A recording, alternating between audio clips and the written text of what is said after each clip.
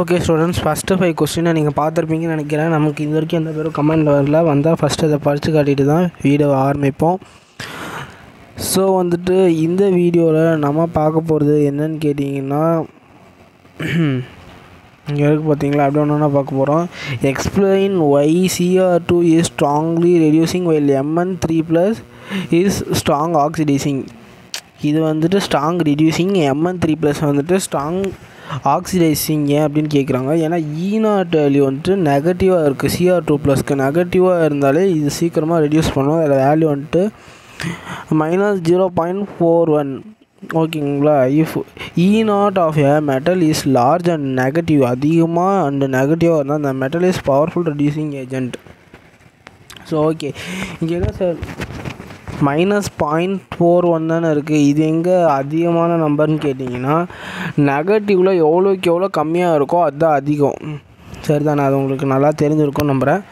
So அதனால இங்கே இப்படி மென்ஷன் பண்ணியிருக்காங்க. வேறு E0 value for Mn3+ is positive. E0 value இங்கே கொடுத்துருக்காங்க பாருங்கள், ஓகேங்களா. ஆனால் other hand Mn3+ act as a oxidising agent. இது பாசிட்டிவாக இருக்கனாலே இது ஆக்சிடைசிங் ஏஜென்ட்டாக ஒர்க் பண்ணுது அப்படின்றத சொல்லியிருக்காங்க. Next, transition metals have high melting point. Transition மெட்டல்ஸ்க்கு எப்போவுமே ஹையான மெல்ட்டிங் பாயிண்ட் தான் இருக்குது. அது ஏன்ப்பா அப்படின்னு கேட்டிருக்காங்க. ஹை அட்ராக்டிவ் ஃபோர்ஸ் பிட்வீன் ஆட்டம். இதுதான் ஆட்டம்ஸ்னு வச்சுக்கோங்க. ஒன்றுக்கு ஒன்று இருக்குன்னா இதுக்கு நடுவில் இருக்கிற அட்ராக்டிவ் ஃபோர்ஸ் வந்துட்டு ரொம்ப அதிகமாக இருக்கும். ஸ்ட்ராங் மெட்டாலிக் பாண்ட், அதோட மெட்டாலிக் பாண்ட் வந்துட்டு ஸ்ட்ராங்காக இருக்கும் அப்படின்றதையும் மென்ஷன் பண்ணியிருக்காங்க. ஸோ இதில் என்ன அடுத்த கொஸ்டின் என்னென்னா, why metals in 3D series exhibits +1 oxidation state most frequently and Y.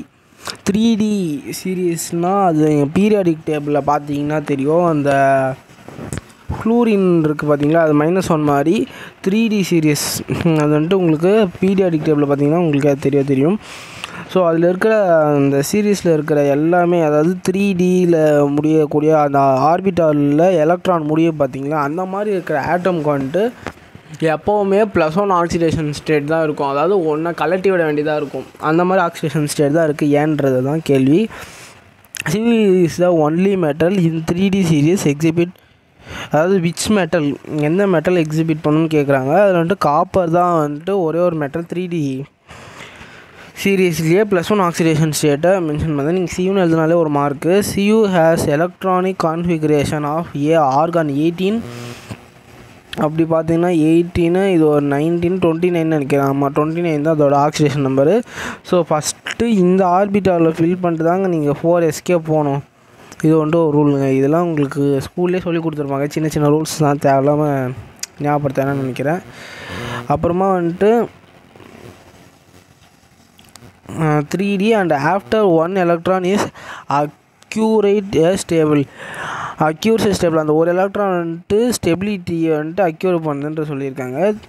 3D10 configuration which is one of the most stable one. இது வந்துட்டு இந்த கான்ஃபிகரேஷன் இருக்கிறது வந்துட்டு மோஸ்ட்லி ஸ்டேபிள்டு ஒன்றுக்கு தான் இந்த கான்ஃபிகரேஷன் இருக்கும். 3D10 இருந்தாலே அது ஒரு ஸ்டேபிள்டு ஆட்டம் தான்றதை வந்துட்டு சொல்லியிருக்காங்க. நெக்ஸ்ட்டு இங்கே வந்துட்டு explain Hume-Rothery rule of alloy formation. என்னது ஹியூமி-ரோலி தியரி, அதாவது ரூல். இவரோட ரூல் வந்துட்டு கேட்பாங்க சிம்பிளாக. அது வந்துட்டு நீங்கள் சொல்லிடணும். ஈஸியான ரூல் தான் இதுவும். பொறுமையாக ஒன்று ஒன்றா பார்ப்போம். Both the solvent and solute must have a same crystalline structure. இது சால்வெண்ட்னா உங்களுக்கே தெரியும், சொல்யூட்னா என்னன்னு தெரியும். அது இப்போ நம்ம எக்ஸாம்பிளுக்கு டீ, காஃபி எது வேணால் சொல்லிக்கலாம். சரி, ஓகேங்களா. சால்வெண்ட்னால் வாட்டர் மாதிரி, அதில் மிக்ஸ் பண்ணுற பொருள் தான் சொல்யூட் மாதிரி. சரி, ஓகேங்களா. இப்போது அது வந்துட்டு ஒரே கிறிஸ்டலைன் ஸ்ட்ரக்சர் கிட்டத்தட்ட ஒரே மாதிரி இருக்கணும்.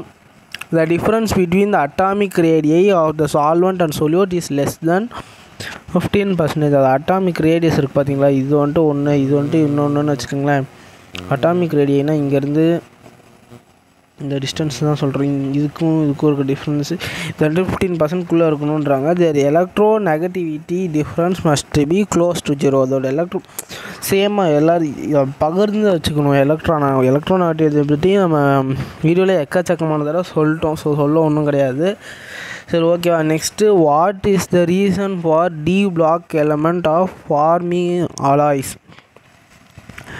Their atomic size are similar and one metal atom can be easily replaced by another metal atom from its crystal lattice to form an alloy. ஏன் இது ஃபஸ்ட்டு கொஸ்டின் என்னென்னா, டி பிளாக் எலமெண்ட்ஸ் வந்துட்டு ஏன் அதிகமாக அலாய் ஃபார்ம் பண்ணுதுன்னு கேட்டிருக்காங்க. எல்லா சைஸும் ஒரே மாதிரி ஒத்து போகும். ஒன்றை மாற்றி இன்னொன்று ஈஸியாக ரீப்ளேஸும் ஆகிக்கும். ஸோ அதனால் அது அலாய் ஈஸியாக ஃபார்ம் பண்ணிடும். So the alloy formed are hard and often have high melting points. So இது வந்து ரொம்ப ஹார்டாகவும் இருக்கும், ஹையான மெல்ட்டிங் பாயிண்ட்ஸும் இருக்கும். Next, gold copper alloy. இது வந்துட்டு எக்ஸாம்பிள் கொடுத்துருக்காங்க. இதோட இந்த வீடியோ முடிஞ்சு. அடுத்த 5 கொஸ்டின் நம்ம நெக்ஸ்ட் வீடியோவில் பார்ப்போம். So stay tune. பை. உங்கள் பேர் தெரிஞ்சதுன்னா கமெண்ட் பண்ணி வைங்க. நெக்ஸ்ட் வீடியோ ஸ்டார்டிங்கில் நான் படிக்கிறேன். Okay, thank you.